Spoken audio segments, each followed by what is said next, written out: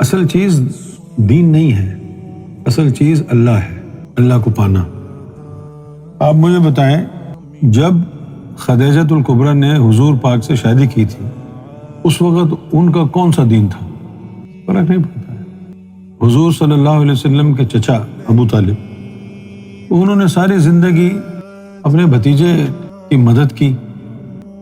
دین اسلام میں سب سے بڑا اگر آپ جائزہ لیں حصہ جو ہے وہ حضرت ابو طالب کا ہے۔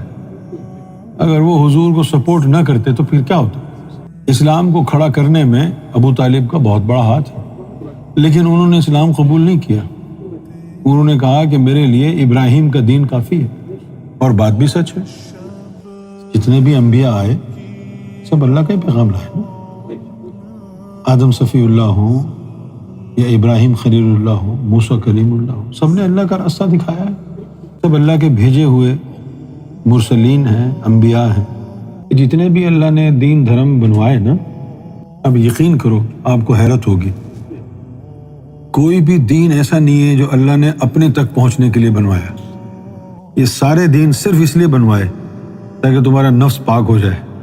توریت اتری، زبور اتری، انجیل اتری، قرآن اترا، یہ سب تمہارے نفس کو پاک کرنے کے لیے تھا۔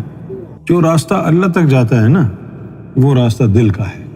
وَمَن يُؤْمِن بِاللَّهِ يَهْدِي قَلْبَهُ، جو اللہ پر ایمان لاتا ہے تو اللہ اس کے قلب کو ہدایت دیتا ہے۔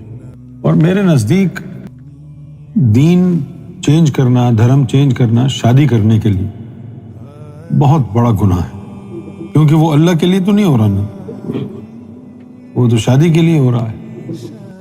لیکن اگر آپ کسی بھی دین پر عمل کر کے اپنے نفس کو پاک ہی نہیں کر پاتے تو پھر بیکار ہو گیا نا وہ۔ ایک عورت گوری، شاید ایریزونا کا واقعہ ہے، تو وہاں جو لوگ تھے انہوں نے وہ جو گوری تھی اس کو اسلام کے بارے میں بتایا، اور وہ کہنے لگی کہ ہاں میں اسلام قبول کر لیتی ہوں۔ اس کو کہا گیا کہ بھئی سرکار گوھر شاہی جو ہے وہ بہت بڑی ہستی ہے، وہ کچھ عرصے میں امریکہ تشریف لائیں گے، تو ان کے ہاتھ پر اسلام قبول کرنا۔ اب وہ انتظار کرنے لگے کہ سرکار کب آئیں گے۔ پھر سرکار جب تشریف لائے، اس لڑکی کو لایا گیا کہ میں اسلام قبول کرنا چاہتی ہوں آپ کے ہاتھ۔ سرکار نے اس کو فرمایا کہ تم کو اسلام چاہیے یا اللہ چاہیے؟ اس نے کہا مجھے اللہ چاہیے۔ پھر فرمایا کہ اللہ چاہیے تو اس کے لیے اسلام قبول کرنے کی ضرورت ہی نہیں۔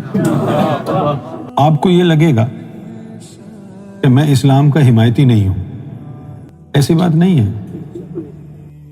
میں صرف اسلام کا حمایتی نہیں، سارے مذہب جتنے بھی ادیان ہیں، جتنے بھی دھرم ہیں، میں سب کا ماننے والا ہوں۔ میں ہندو دھرم کو بھی مانتا ہوں، سکھ کو مانتا ہوں، عیسائی کو بھی، یہودی کو بھی مانتا ہوں، اور اسلام کو بھی مانتا ہوں۔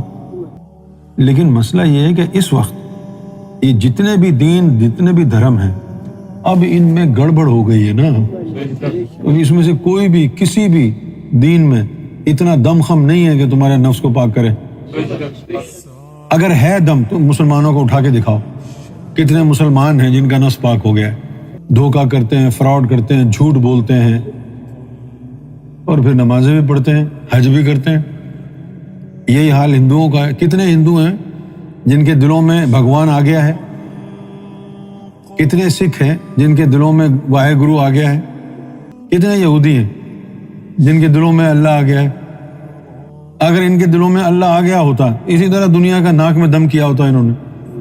عیسائی نام کیا ہے؟ کسی کو عیسیٰ سے کوئی دلچسپی نہیں ہے۔ جب یہ سارے دین اس وقت بیکار ہو گئے، ابھی دیکھو آپ کے گھر میں 5 گاڑیاں کھڑی ہیں، ایک گاڑی کا گیئر باکس خراب ہے، ایک کا انجن سیز ہے، اچھا ایک کی بیٹری ختم ہے۔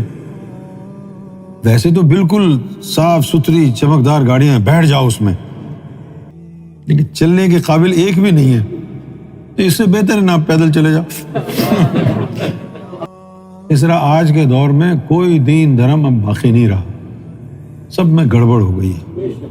اور جتنی گڑبڑ اسلام میں ہوئی ہے اتنی گڑبڑ کسی دین میں نہیں۔ اسلام کو شروع سے ہی پنپنے نہیں دیا گیا۔ رسول اللہ نے جس ہستی کو امت کا مولا بنایا اس کو سلام نہیں کرتا تھا، اس کو سلام نہیں کرتے تھے حضور کے جانے کے بعد۔ مسلمان کا دل بھی کالا، ہندو کا دل بھی کالا، سکھ کا دل بھی کالا، یہودی کا دل بھی کالا، عیسائی کا دل بھی، سارے دل کالے ہیں، تو سب بیکار ہے نا، اللہ تو دلوں کو دیکھتا ہے۔ اور اگر کوئی ایسا انسان جو کسی بھی دین میں نہیں ہے، اگر اس کو دل کو چمکانے کا فارمولہ مل گیا اور اس نے اپنے دل کو اللہ کے ذکر سے چمکا لیا، وہ اللہ کی نظروں میں آ جائے گا۔ تم اپنے دین لے کے بیٹھے رہنا۔ یہ انقلابی تعلیم۔ سارے دین والوں کو ایک لائن میں کھڑا کر دو، اللہ کو پوچھو کس کو دیکھے گا؟ جس طرح تم کو آسمان پہ ستارے چمکتے ہوئے نظر آتے ہیں، تمہیں نام نہیں پتا کسی کا، جو بھی چمک رہا ہے ستارہ وہ تمہیں نظر آئے گا۔ اسی طرح اللہ تعالیٰ چمکتے ہوئے دلوں کو دیکھتا ہے، بھلے وہ کسی بھی دین کا ہو یا دین کا نہ ہو۔ جو دل چمک گیا وہ نظروں میں آ گیا۔ یہ ہے امام مہدی سرکار گوھر شاہی کی انقلابی تعلیم، اپنے دلوں کو چمکا۔